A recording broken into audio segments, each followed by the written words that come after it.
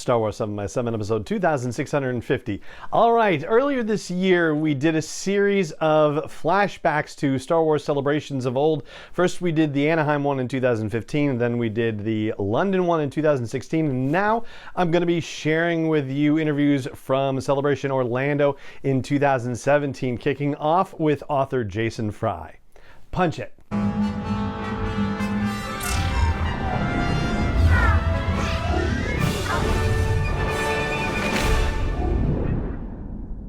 Hey Rebel Rouser, I'm Alan Voivod, and this is Star Wars 7x7, your daily dose of Star Wars joy, and thank you so much for joining me for it. So, as with the previous two celebrations and then the previous two interview series, there's one particular question that I asked of all my interview subjects at Celebration Orlando, and because it was the 40th anniversary of Star Wars that year, it was 2017 when the Orlando celebration took place, or the most recent one, I guess I should say.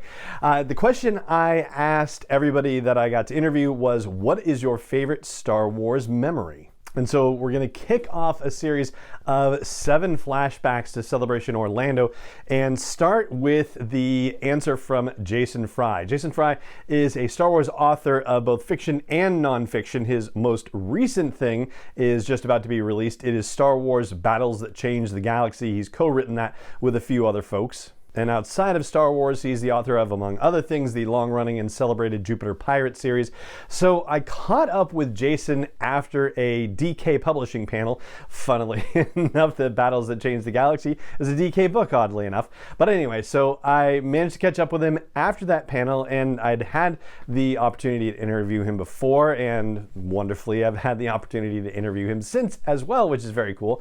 But in this particular case, it was right after that panel, and posed the question. And so without further ado, here is what Jason Fry had to say about his favorite Star Wars memory. Jason Fry, good to see you again. Welcome back to Star Wars 7x7. Hey, thanks for having me back.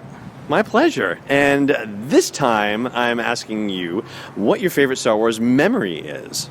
It was the Christmas that I got the Millennium Falcon, the original Kenner ship. And I've always loved the Falcon, but what I think it comes down to for me is that the Falcon in Star Wars is a ship, is also almost a character, is also a place. It's really home for Han and Chewie. I mean, and Han said that in a movie just recently, we're home. Right. And he was right. And, to me, that meant so much to me because I loved Han and Chewie. I loved all the characters, and having their home, their base that they could go around the galaxy for, just brought it all back to me. And the vast majority of adventures I would stage with my action figures in the late 70s all revolved around the Falcon. Did they lose it and have to get it back? Was there, were they just doing cool stuff in it?